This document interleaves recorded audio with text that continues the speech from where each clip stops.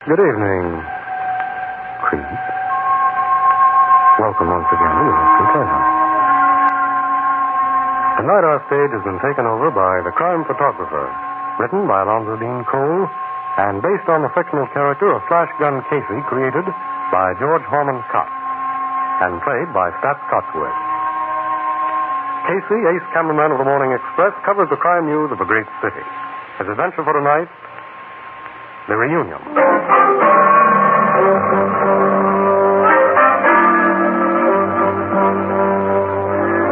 About 9 o'clock in the evening, a luxurious suite in our city's most expensive hotel. One of its present occupants is a strikingly beautiful woman. In her hands is the latest fashion magazine, but she stares at it without interest. Irene. Irene. Yes, Ruth? You haven't turned a page in that magazine for half an hour. I've been thinking. Oh, Irene, why don't you put him out of your mind? If a man had done to you what my husband has tried to do to me, could you drive it from your mind? Oh, yes, I know. I made Kurt a success. He was just a poor weakling when I met him. I made him a great sculptor. I made him rich and famous. Now he's repaid me. But he's not going to get away with it. Your lawyers will see to that, Irene. They told you they can nullify that divorce Kurt got from you. When I think of the rottenness of it, don't anymore. Ruth, when you and I were in South America, the trip Kurt persuaded me to take for my health. All the while he was establishing residence out of this state to divorce me for abandonment. Then when we came home 4 days ago, we find he's been granted his divorce and... Rotten, dear, so rotten. And he was preparing to marry another woman, that Bixby woman. Oh, he's contemptible. Filthy, loathsome. Oh, when I think of it, I want to kill him. I don't want to kill him, Ruth. I want to keep him. Keep him? Yes. What? No other woman's going to have him. Tomorrow I'm going to sign the papers for the nullification of the divorce, and Will you answer that, Ruth? Oh, certainly. Say I'm not here. All right. Hello? Mrs. Walter isn't here. I'm Miss Chandler, her cousin. Who is this? Hold the line a minute. It's a man, Irene. He insists that he's got to talk to you. Who is he?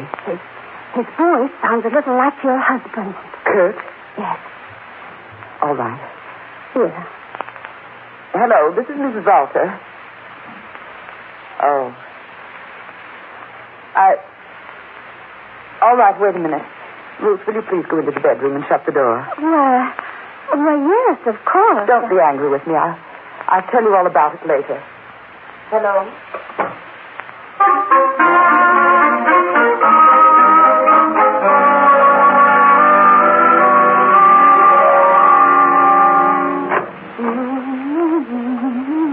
Oh, Ruth, forgive me for sending you out of the room. Irene! I'm going out. You've got to help me dress in the prettiest things I have. Thank heaven my hair was decently done today. Say, what is this? Was it Kurt? No, it wasn't Kurt. Darling, hand me that cold cream jar. Here. What other man is making you dress in your best? And you changed completely since that telephone call, Irene. You'll just have to restrain your curiosity. And for several days. I don't expect to come back here tonight or tomorrow night. What? Maybe I won't come back for a week. Why? But don't worry, Ruth, and don't try to find me. I'm going to be happy again, dear. Altogether happy.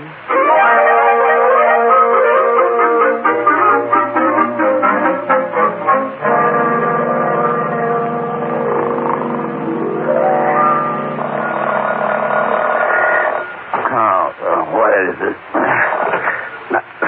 Hello? Casey, this is Anne. Who? Anne Williams. Nobody but that name here. You got the wrong number. Hey, Goodbye. wait a minute. What? Huh? Wake up, you dope. Wake up. Annie, huh? Now he knows it. What's the big idea of phoning at this hour? Right, Donald, listen. You've heard me speak of Ruth Chandler. Have I? Yes, you have. She went to college with me. And she's a cousin of the rich and very beautiful Mrs. Kurt Bolton. You mean the wife of the big sculptor? Indeed, I do. Now, listen, Ruth phoned me a few minutes ago and told me that Mrs. Bolter disappeared 10 days ago and has not been heard from since. Yeah? Yes. Ruth hasn't notified the cops yet, so we're getting first in on what may be a good story. Well, give me all the dope, Annie. What will he give you? Ruth will tell us the story as soon as we get to the hotel. Oh, okay, Annie. I'll pick you up in about 20 minutes.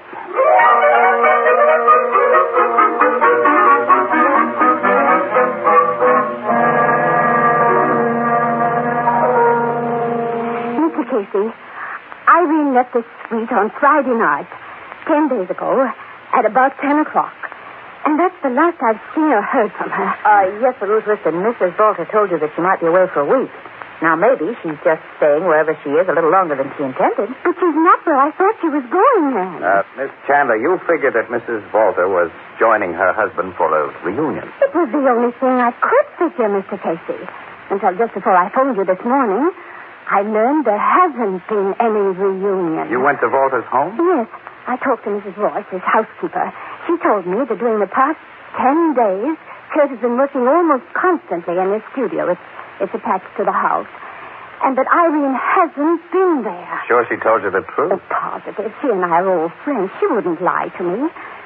Mr. Casey, do you think I should ask the police to look for Irene? No, I wouldn't. You know how women feel who've just been separated from their husbands. Maybe she just... Well, she might be. To say, is this photograph on the piano a picture of your cousin? It is. Mm-hmm.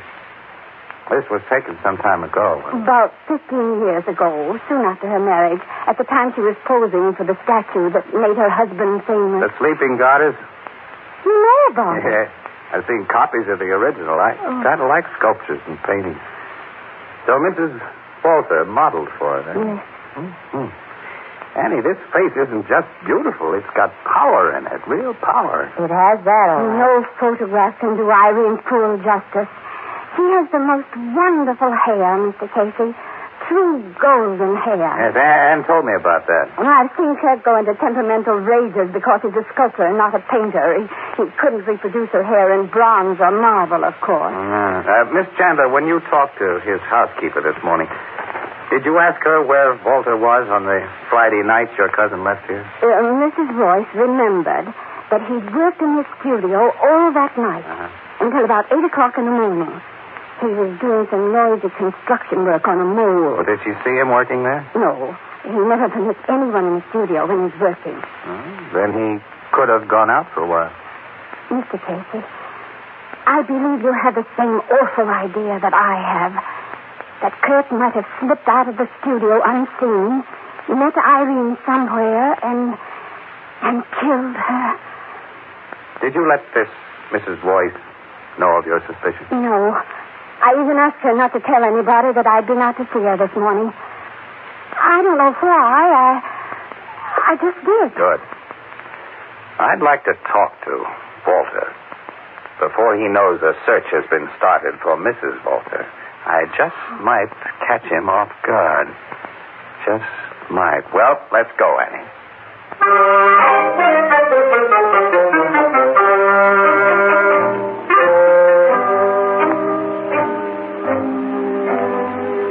Mr. Volta will see you and this lady, Mr. Casey. He's in his studio.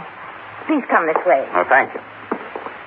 You're Mrs. Royce, aren't you? Yes. How did you know my name? Oh, Ruth Chandler told us all about you. Here we are. Come in. The lady and gentleman from the Morning Express, Mr. Volta. Miss Williams and Mr. Casey. It's a great pleasure to know you. How do you do, Mr. Volta? Walter, it was nice of you to let us barge in on you like this. I'm always glad to receive newspaper people. You know, I have a special regard for the Morning Express. Its art editor has always been very flattering about my work. He sent you here, of course. Yeah. Oh, yes. We're from the art department. Will you want anything, Mr. Volta? No, thank you, Mrs. Royce. You can go. Well, sit down, Miss Williams. Thank you. Casey. Thank you.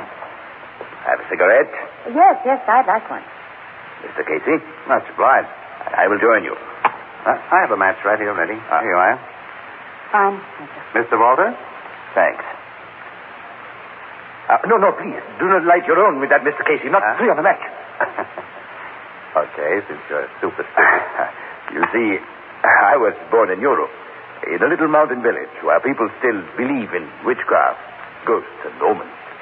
I'm afraid my many years in this enlightened country have not completely eradicated my early teaching. I see. This is an enormous studio you have. Yes, we sculptors require a great deal of room. Yeah. See, this plaster model of your sleeping goddess must be over 8 feet long. Mm-hmm. He's certainly a masterpiece. I never saw the original. You are looking at the original now. I thought that was somewhere in Germany. I must explain my method of working. First, like all sculptors, I make a wax or clay model of my conception. But when it is only roughly complete, I take from it a mold and then make a casting of plaster. On the plaster cast, I carve my finishing touches. Another mold is then taken for the final casting of metal. This model provided the final mold. Ah, it's a true original, then. Yes. It's now almost priceless. You see, its bronze replica was destroyed by a bomb during the war. This really is worth plenty, then, isn't it? Many consider it my greatest work. I understand the model who posed for it was your wife. Yes. She is now my ex-wife. We are divorced. Yeah? Well, if she looked like this sleeping goddess, she was certainly some woman. More like a goddess than a woman. She had the most wonderful hair in the world. But it was not of this world. Let us not talk of her. Okay. Hey. When did you make this plaster model, Mr. Volter? 14, 15 years ago. Why? The head feels damp, like fresh plaster. The head? That cannot be. Feel it. It is not damp. What do you say, Miss Williams? Feels stone dry to me, Casey. Huh? Yeah. Sure. Funny. When I first touched it, it felt cold and clammy. Like death. Death? Yeah. I see you don't have to go through your house to get in or out of this studio, Mr. Volter. There's a door leading directly outside. Yes. But will the story you and Miss Williams do about me concern this sort of thing? Well, hey, we must be getting to that story, yes. We want to hear about your most recent work, Mr. Volter. My current work is this group here. Oh, hey, that's a bigger hunk of plaster than the goddess. That's what you call hunk of plaster. Will bring me $30,000 when cast in bronze. Wow. You're in a good business. What do you call this group? I call it the Reunion. The Reunion? Mm-hmm. Yes. It is a symbolic conception. When did you cast that plaster? Why, just 10 days ago. I set up my mold and worked all night. All Friday night? It was a Friday night. And you call it a reunion.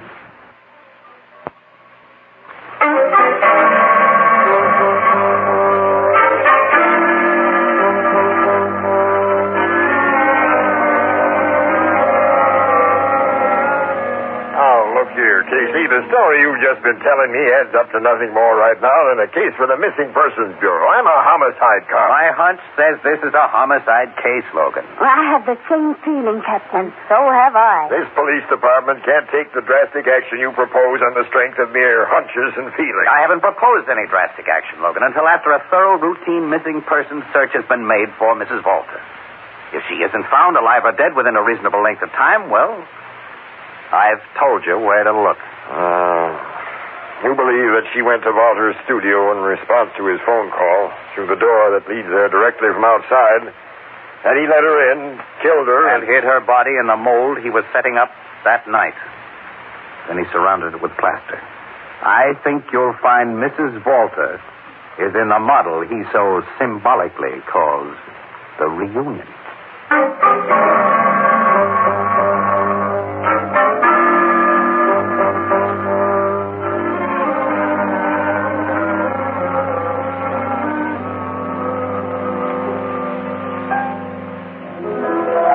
Casey? Hiya, Miss Williams. How are you, Ethelbert? Hello. I ain't seen you two all day. What do you have to drink? Oh, give me a cup of coffee. Gee, Casey, you must be feeling low. What are your troubles? We can put them in 3 little words, Ethelbert. The Volter case. Say, why don't the cops quit stalling on that? They're never going to find Mrs. Volter till they look in the place you told them to, Casey. Today, they did look for her in the place I told them to. You mean? Yes. I was wrong. Mrs. Volter's body was not in the plaster model of Reunion. In order to find that out, Logan's men had to bore holes in the model, and they broke it all up. Now Volta's going to sue the city for $30,000 he claims it was worth, plus additional damages for I don't know how. Oh, his lawyers are drawing up a swell bill of goods. Sure, and the worst of it is he's pretty sure to win a suit. Logan will probably lose his job on account of it. He gave the order to bore into the statue on the strength of my hunch. Gee, the poor sap trusted me because, well, by sheer dumb luck, I've given him a couple of good steers in the past. This time I let him down for fair, and how? Oh, Casey, he doesn't blame you. Yeah, I know that. Look, don't ever tell the big dope I said this, but Logan's a pretty swell egg. Because Mrs. Walter's body wasn't hid in that statue, does it mean her husband's now in the clear? Sure does. Yeah? The only place he could have hidden her body was inside the freshly poured plaster of that reunion model. Wait a minute, Miss Williams. Couldn't he have hidden the body in a closet or someplace around the house and then sneaked it out later? No, Ethelbert. Mrs. Royce and her cleaning women would have found it. Oh, of course not. And there's only one other model in the studio large enough to hide a human body in, and that was cast 15 years ago. Those plaster castings have a hollow core. Oh, so what, Casey? To have even gotten the body inside the sleeping goddess, Walter would have had to cut a big hole in the old plaster and then afterward patch it up with fresh stuff, which would show The head of the sleeping goddess, it felt cold, damp, like fresh plaster that day. Didn't to me, Casey. And you said it didn't to you either after a minute. Yeah, that's so. It's funny, that's what started my hunch about Mrs. Walter being buried in plaster. And when her husband said he'd cast that reunion piece on the night she... Annie, I've doped the guy all wrong. He was smarter than I thought. What are you talking about? That reunion model was only a planned decoy.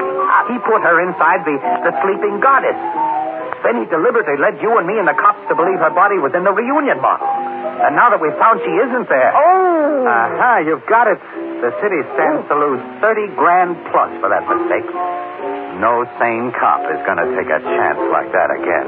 Casey, if you're right... If he's right, Ethelbert, Mr. Kurt Walter is going to get away with murder. Yeah.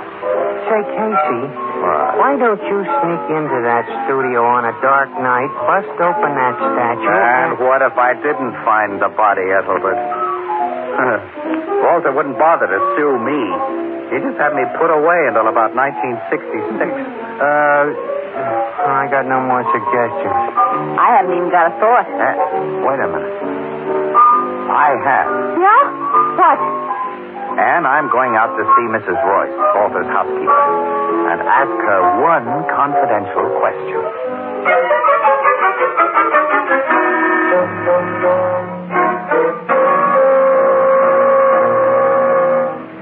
No, Mr. Casey. Since the night he made that plaster casting of his reunion group, Mr. Walter has never gone into his studio after dark. I see. Oh, I thought it rather strange. He used to do so much work in there at night. Well, thanks, Mrs. Royce. Why have you asked me about that? I've been thinking. I was born in Europe, in a little mountain village where people still believe in witchcraft, ghosts, and omens. I've sometimes thought Kurt insane on the subject of Irene's hair. He couldn't reproduce it in bronze or marble. She had the most wonderful hair in the world, but it was not of this world. Yes, Mrs. Royce, I've just been thinking a kind of crazy thought.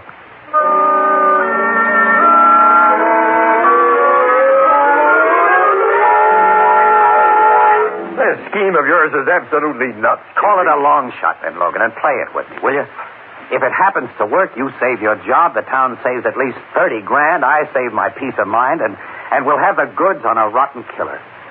Okay, pal, I'll take a chance.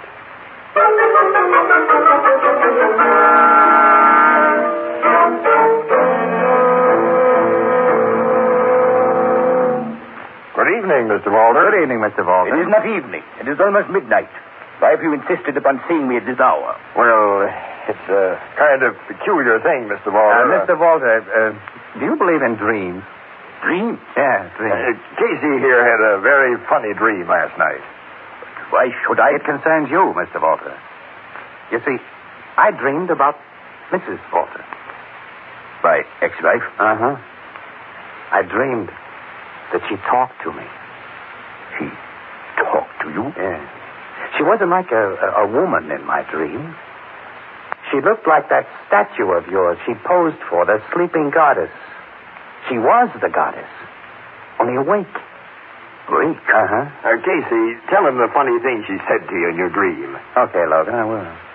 Mr. Walter, she said, I am the goddess awake because my life is in my statue.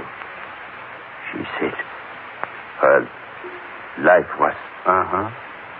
Uh-huh. And her hair was the shiny gold color I've heard Mrs. Walter had. So bright. It seemed to have light in it. Why have you come here to tell me about this? Because in my dream she told me to come here. She told you? Just before midnight, she said. It's almost that now, Casey. We got to move fast. Yeah, come on, Walter, into your studio. Into my studio? She told Casey to have you there at midnight. Clock's striking 12 now. Come on, hurry. No, let me go. How dare you? She wants you in the studio, Walter, where she's waiting for you. Waiting for me? The goddess awake with shiny gold hair. Don't open that studio door. Don't push me inside. We're leaving you inside. And in the dark. Open this door. Let me out. Light switch does not work. Open this door. Don't leave me alone here in the dark.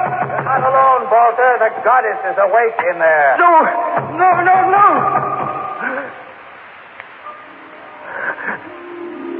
That golden light. That golden light. It rises, moves this way. No.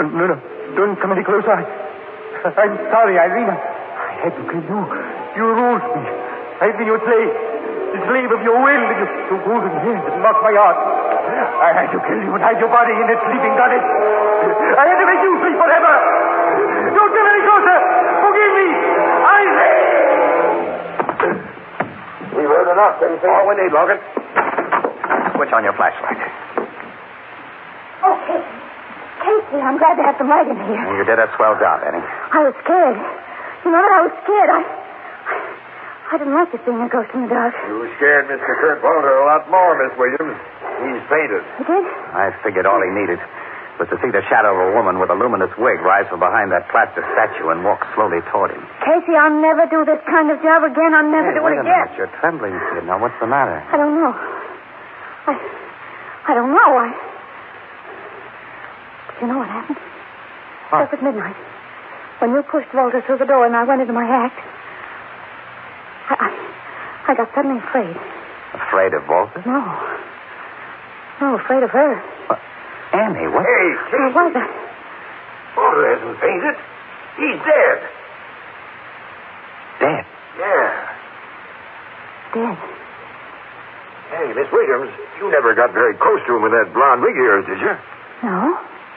What is it, Logan? Look at this dead guy's neck, Casey. A single golden hair is wrapped around it, almost like a noose. A creep that rings down the curtain on the Mystery Playhouse for tonight. The Reunion, a crime photographer story written by Alonzo Dean Cole, is based on the fictional character of Flashgun Casey, created by George Harmon Coxe. Stats Cotsworth was heard as Casey, and Miss Leslie Woods played Anne. Until next time, creep. Good night. Sleep tight. This is the Armed Forces Radio Service.